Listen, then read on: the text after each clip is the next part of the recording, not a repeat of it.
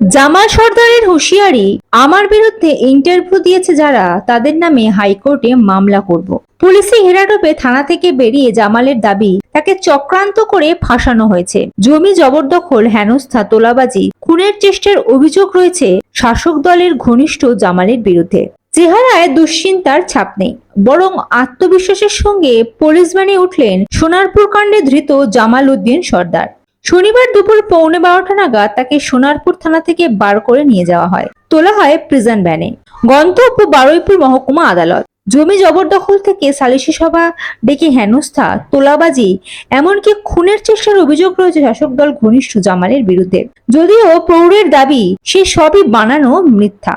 তার বিরুদ্ধে বেশ কয়েকজন গ্রামবাসী মুখ খুলেছেন, থানায় অভিযোগ দায়ের করেছেন দুজন।